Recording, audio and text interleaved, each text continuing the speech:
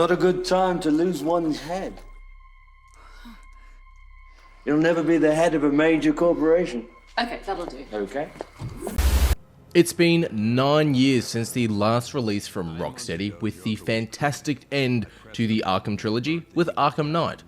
While sure, it had some mechanics like the tanky batmobile that felt a bit out of place, it wrapped up this universe's Batman and then gave us some great DLC to tie the players over, which reminds me, yes, I need to go back and play those and review them.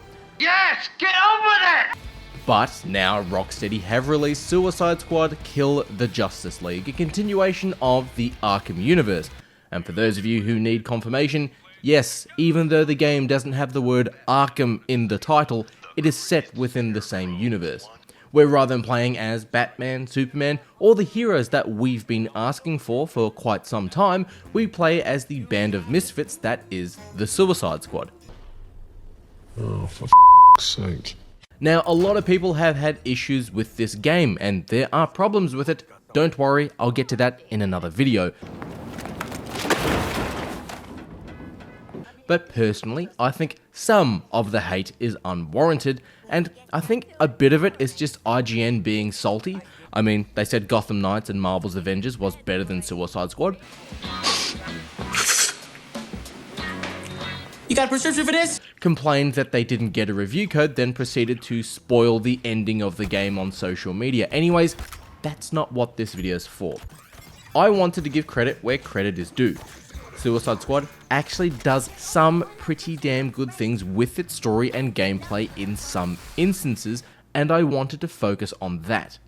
Sure, there are definitely things that they get wrong, but there are some things that they actually nail. Now, I'll be keeping this video spoiler free, but my next video on the things that Suicide Squad gets wrong, that will be full of spoilers, just as an FYI. Obviously too, this is my opinion on what Suicide Squad gets right, and we might not have the same ideas, and that's fine, but now, let's get into it.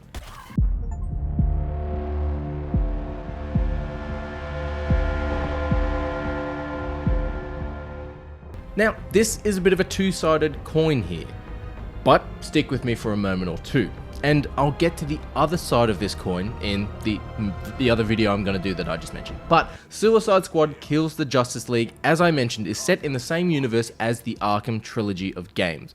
I mean, there's Arkham Origins as well, but anyways, they're set in the same universe with so many references to events of previous games, and there's even a damn Batman museum of it, plus loads of other Easter eggs. But Suicide Squad takes place 5 years after the cliffhanger event of Arkham Knight, where Bruce Wayne's identity is revealed to the world. He returns home after defeating Scarecrow and every other criminal in Gotham, and activates the Nightfall Protocol, blowing up Wayne Manor and then being declared dead. Now, as it is set within the same universe, the current devs at Rocksteady do trickle in reference to the original series of the game at the start, with the squad meeting for the first time in the large open room where Joker makes his escape in Arkham Asylum, and hell, the opening intro to this game is basically Arkham Asylum anyways. But we've got Captain Boomerang, easily the funniest and best character in the game, asking why Deadshot doesn't look like Deadshot from Arkham City. Can we please? Oh, so sorry, Deadshot. Are we interrupting your being strapped to a gurney? Isn't Deadshot supposed to be white? Aren't you supposed to be shutting your damn mouth? Kangaroo-looking ass. Ooh! Oh, that's it. I'm gonna report this to me Member of Parliament. Which apparently the original Deadshot was an imposter, which is a bit of a stretch, but Suicide Squad explains how Batman is back and how he's a member of the Justice League, and that's one of the critiques I had when I did my deep dive video on Batman Arkham Knight, and check it out, it's on the channel. But I mentioned, why isn't there any Superman or anyone coming to help out Batman while Gotham is experiencing its own disastrous event? And while I wouldn't say it's a spoiler, as it has nothing to do with the story of Suicide Squad, but that's because the Justice League didn't exist and Batman hadn't met Superman yet. I get it. You're having an image problem. Don't be ridiculous. I'm Superman. Yeah, exactly. It's fucking white bread. When you first start the game and arrive in Metropolis, you'll enter the Hall of Justice, and honestly, I spent about an hour or so exploring and listening to every bit of trivia and side dialogue I could. Hall of Justice? Oh, more like bloody hall of bullshit. Each member of the League has a story of who they are, how they found the Justice League, and there's holograms of everything. As a little side note, in the game, the Hall of Justice was opening for the public to enter and for kids to be amazed by everything the Justice League does, so all the holograms dialogue is based around being a good person, and if you protect the innocent, you might be invited to be a member of the Justice League. And as childish as this sounds, this was just awesome, wholesome fun. I grew up with Batman the Animated Series, Superman the Animated Series, and of course, Justice League the Animated Series, and it was just kind of rad to be what the Australian government considers to be an adult, get excited about exploring the Hall of Justice and the Justice League story within the Arkham Universe, and I kind of think Rocksteady nailed this vibe a bit. Whoa. But a bit of a extended world outside of Gotham, and to some extent now outside of Metropolis in this universe, is kind of cool. Obviously we have Captain Boomerang and the Flash's rivalry, Deadshot for some reason has a score to settle with Green Lantern, and King Shark is a great character. You found the Riddler's hat of invisibility!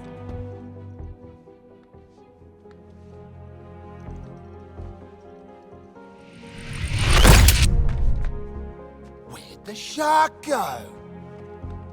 Children. Yeah, there are some things that they do get wrong, but credit where credit is due. Suicide Squad has some pretty cool moments, and the Batman Museum was also pretty rad.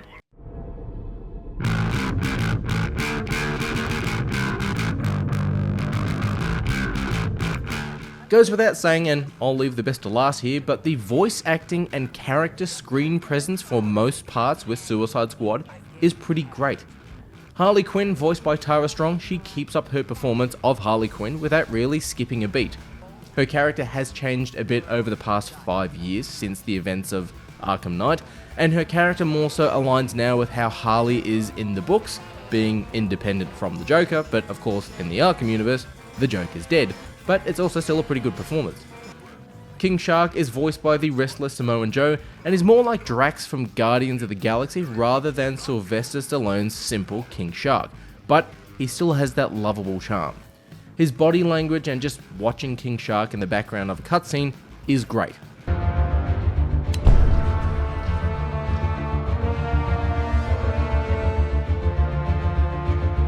get him, Flash! Well, shit. For example, earlier in the game, Wonder Woman splashes some alien blood at King Shark's face, and throughout the background of the cutscene as it continues, you can see that he tries to get it out of his eyes and off of his face. Now, while yeah, some of the dialogue could be easily swapped out with Drax from Guardians of the Galaxy, as King Shark is a bit literal, his lines actually kinda work better in some instances with someone who's a giant walking shark. Bob's your uncle. I do not have an Uncle Bob. When calling out the Flash for his boss fight, Shark is just standing there smiling, and it's hilarious. Speaking of... What are you doing, mate? I'm smiling. You're right. Terrify the bastard. Perfect. The weakest character, but still decent voice acting, sure, has to go to Deadshot by Bumper Robinson. Now, there's no issue with Robinson's performance, but the writing or character is very much Will Smith's Deadshot, and it's kinda eh. What, we some kind of Suicide Squad? Like, it's not bad, sure, but after seeing Idris Elba's Bloodsport in James Gunn's Suicide Squad, I think the overall persona or a serious character for Deadshot would have been off better here with a walking shark, Harley Quinn, and an Australian. Speaking of which though, by far the best voice acting for the squad is Captain Boomerang, voiced by fellow Aussie, Daniel Lapine. And he nails the Aussie accent and commentary. Because you are Australian. Now, when there are moments of eye rolling or it's a boring scene here or there, Captain Boomerang had me in stitches.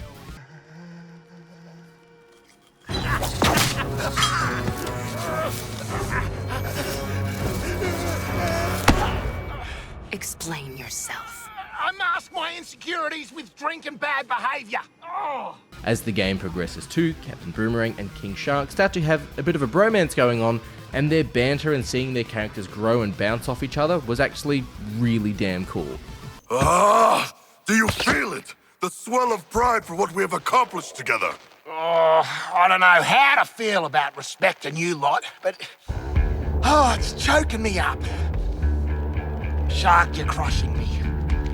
It works even better too when Deadshot is trying to be the leader of the squad with some bullcrap, eye-rolling, motivational one-liner, and Boomerang just shuts him down. It works great.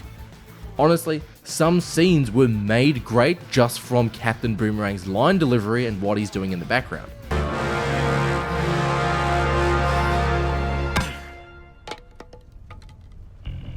Oh, you shouldn't have done that, Shark. That's Superman. He'll kick your ass. Outside of that, we've got Deborah Wilson as Amanda Waller, Jason Isaacs as Brainiac, Nolan North as Superman, Scott Porter as Barry Allen Flash, Dan White as John Stewart Green Lantern, Zara Fazal as Wonder Woman, and they all do pretty great jobs with their respective characters. While yeah, a part of me wishes we got the animated series Justice League voiceovers with Phil Lamar, George Newberry, Susan Eisenberg, and Michael Rosenbaum returning with their respective characters, the cast here does a pretty damn good job. Nolan North is obviously a very talented voice actor, but he portrays the Boy Scout voice of Superman pretty well, especially when in the Hall of Justice. Zara Fazal's Wonder Woman voice conveys a great sense of tension and hope during the events of the story. Deborah Wilson is a brilliant choice for Amanda Waller, and we've got some other voice actors too that I don't necessarily want to give away for fears of ruining the story. But obviously, the greatest voice acting in this game, and in my opinion, the greatest voice actor of all time, is in Kevin Conroy's Batman. Now, I'll admit, when Kevin passed away, it hit me really damn hard, and it still kinda does, and I was lucky enough to meet him, and he was as much of a hero in real life as he was playing Batman, and that's a story for another time. But hearing Kevin Conroy's voice in this game hits me on so many different chords. When you're in the Hall of Justice and you hear Batman talk as if he's talking to a group of school kids during an excursion to the Hall of Justice, it sort of had me have flashbacks to my childhood. He's explaining some of his gadgets, how he became Batman, how his parents were murdered, and now that he has a new family with the Justice League, and it's pretty cool. But on the flip side, as we know, Batman and the Justice League have been controlled by Brainiac. When you hear Conroy either through cutscenes or through radio during gameplay, being on the receiving line of Batman threatening you is something else. Be aware, Lantern engaged with Wonder Woman before returning to his assigned defensive duties. She's injured, but an active threat. Push any advantage. Use your concern for tearing casualties against her. Grind her down. I'm just gonna be good. Stay in my room, go to church, try to do one nice thing per day. I do not want to prank anymore. Kevin does a fantastic job in this game, and shit, anytime I read a comic book with Batman, I deliberately read the Batman dialogue in Kevin's voice. While yes, there are issues for another video, there's absolutely nothing wrong with the voice acting in this game. Kevin's performance as voicing Batman for what may be the last time, it's still strong, powerful, and well, it's Batman. You can fault the script, you can fault the story, hell, you can even fault some of their costumes and some of the graphics, but the voice acting is pretty damn on point.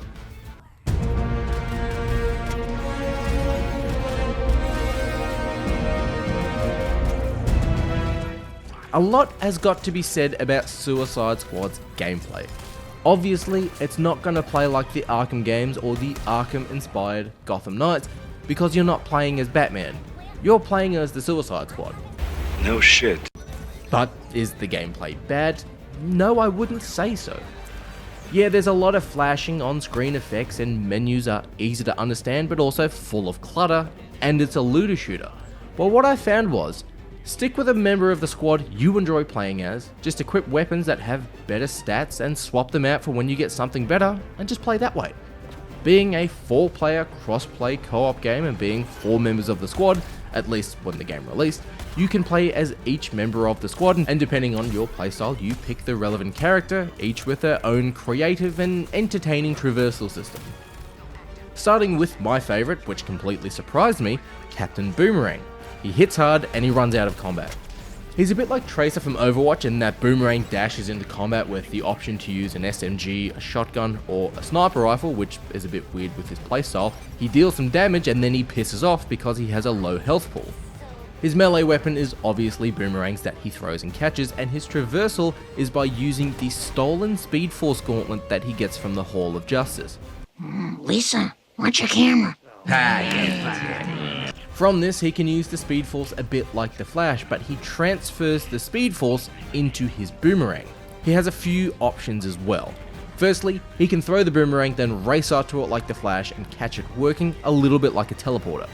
Now, you can't constantly do this, as the gauntlet needs time to cool down, and the only way to cool the gauntlet down is by standing on solid ground, which resets the gauntlet immediately to 0. Very future high-tech stuff. Captain Boomerang can also do a little short-range dash teleport, which he can do 3 of these to sort of close the gap when you're traversing in the city. And finally, he can throw and catch his boomerang, but if you're standing on solid ground when you catch it, you basically become the Flash for a few seconds running forward. Oh no, it's coming back this way! That throwing stick stun of yours has boomeranged on us! Harley Quinn uses pistols, SMGs, and a minigun. Yeah, and her melee weapons are basically mallets and baseball bats. Now, she's stolen tech just like Captain Boomerang, but she uses Batman's grappling gun and a bat drone to latch onto ledges like Batman could in the Arkham games, but to also swing around the city like Spider-Man by using the grappling gun to attach and swing off the drone. Just like the Speed Force gauntlet, the drone needs to cool down before you can swing on it again. You just need to touch ground and it completely resets it. Her playstyle is hard hitting but also a bit spongy. Her melee weapon requires you to get in close, as it's a baseball bat, where Boomerang allowed me to keep at least some form of range. Pistols can deal loads of damage but requires a little bit of precision, and it does take some time, or took me some time to get used to her traversal style. Deadshot is Boba Fett. He has a stolen jetpack that works on a recharge just like the Gauntlet and the Bat Drone, but rather than using a grappling gun or a quick dash forward to close the gap like Captain Boomerang can, Deadshot's alternate sort of mode of transport, if you will, or his alternate traversal, is that he can do a bit of a quick cooldown on his jetpack as a once-off, or slowly descend when he's run out of juice. Deadshot is like, say, the tower in Warhammer. He's great at a distance with assault rifles, snipers, and his melee weapons are his arm-mounted cannons, but he crumbles a bit when he's actually in close combat. His playstyle seems like it'd work actually really well for me on paper, but a mate of mine was honestly surprised that I wasn't constantly playing as Deadshot, but I was actually playing as Captain Boomerang because, I don't know, it just didn't work for me, and I didn't find his traversal really fun to do, but that's me. Finally, we got King Shark, who's basically the Hulk, and he jumps everywhere. He has 2 short blades for his melee weapons, he can use assault rifles, and a minigun, obviously, he's a giant shark, and he deals loads of damage. He's also sort of the tank class, if you will. I found he's not as nimble as throwing a boomerang around or swinging off a bat drone using the grappling gun, but he deals loads of damage, and as he jumps to get around, he can then land and deal damage from that as well, which is impressive. Now, while there is a lot of flashy stuff both within gameplay with bright colours and poking machines and combat and being a looter shooter like Destiny or The Division on crack, I found myself just picking a character that I enjoyed playing, which was Captain Boomerang, equipping weapons that just simply give me better damage output and worked for my playstyle, and I sort of disregarded all the stat boosts like equip 3 of the same item to get this perk and all whatever those MacGuffins were. That's what I did with Destiny, that's what I did with The Division, and sort of what I did with World of Warcraft. I played the way I just wanted to play it because that's how I found enjoyment. While the gameplay is obviously different to the Batman Arkham games, it is still an open world, and where you do what it says on the box, you kill the Justice League. The main story missions outside of boss fights are basically just side missions or work like side missions. You need to save Argus agents who are hiding from Brainiac goons by shrinking them down and then returning them to a transport vehicle to get them out of there. You'll need to defend vehicles as they make their way from point A to point B, or you'll need to defeat waves of enemies defending Poison Ivy's plants. All pretty bland kind of stuff when it comes to mission variety, sure, but controller in your hand, playing as a character you want to play as, it's pretty entertaining stuff. Do I think that there's much of a shelf life in this game? Well, that's a bit different. But did I enjoy playing this 2-player with a mate of mine, him as Harley and me as Boomerang? Yes, I did. We did have a boss fight bug and some teething issues getting into each other's games, but if you play Suicide Squad by just playing as a character you enjoy playing as, and just equipping gear that obviously tells you it does more damage, I think you find yourself not only laughing alongside the goofy dialogue that the squad provides, but you'll be having a bit of fun with the gameplay too. Chuck, he can see in the dark, right? I cannot. Got a bloody shark and he's good for nothing. The Green Lantern coming to our aid.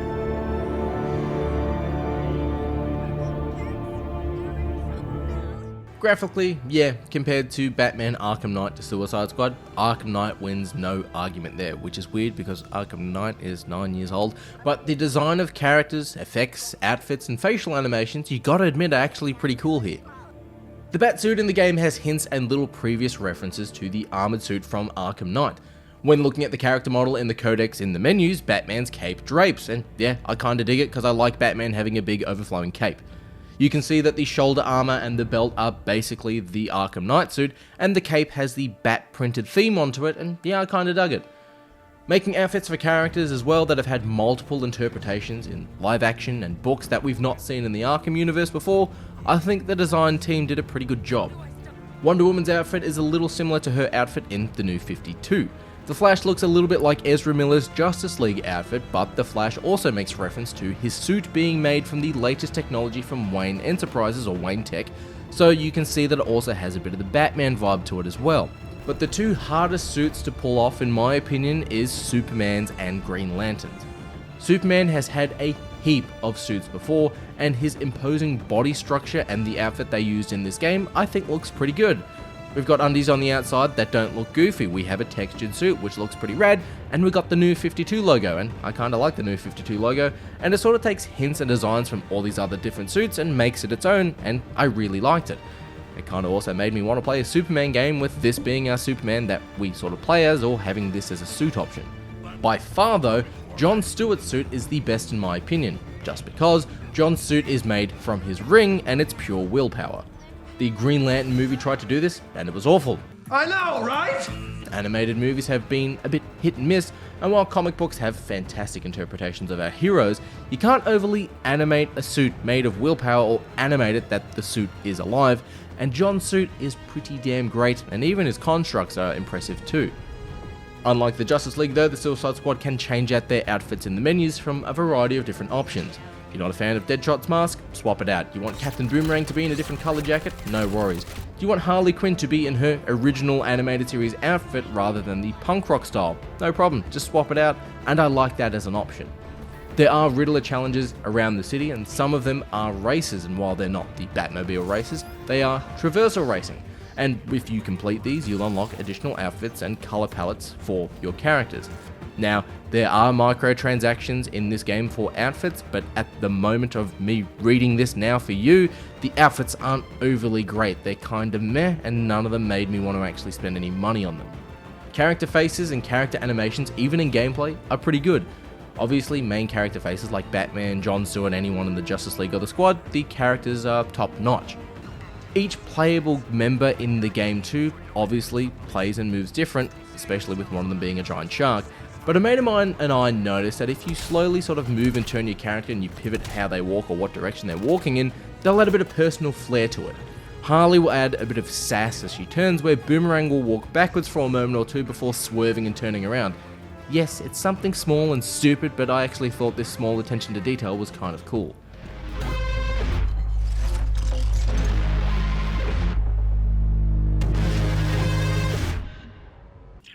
Finally, one of the coolest things about Suicide Squad is the city of Metropolis. We had Arkham Asylum, then we had a portion of Gotham in Arkham City and Arkham Origins, and then Knight gave us a huge version of Gotham City. So there wasn't really anywhere else to explore in Gotham without going to the literal next door neighbour that is Bloodhaven, and that's not really a recognisable city. Having 4 games of nighttime gameplay, shadows and noir crime, then moving to the city of tomorrow with flying cars, gold and vibrant colours of Metropolis, I think this was a great idea.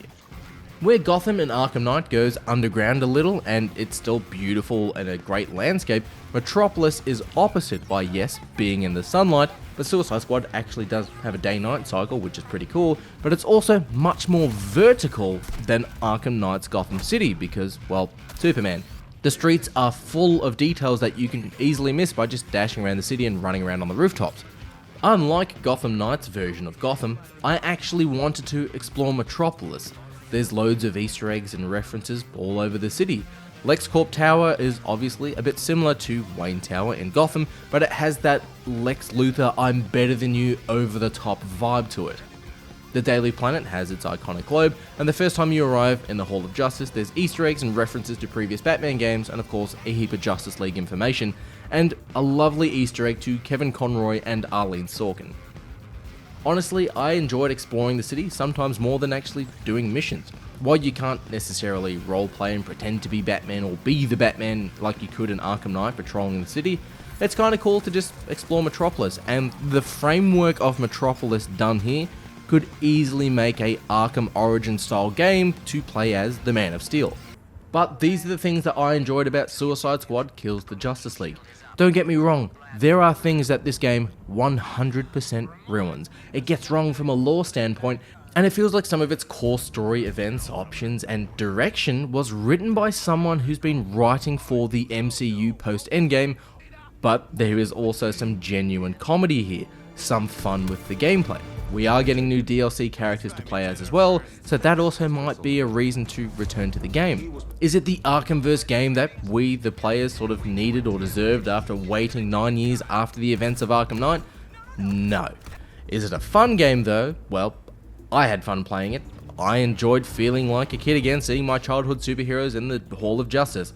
I laughed alongside King Shark and Captain Boomerang. I felt fear when Batman threatened me, and I loved hearing Kevin Conroy's Batman. Now yes, I will be doing another video which will be full of spoilers about everything Suicide Squad Kills the Justice League gets wrong. And as a lifelong DC fanboy, oh boy do I have some thoughts.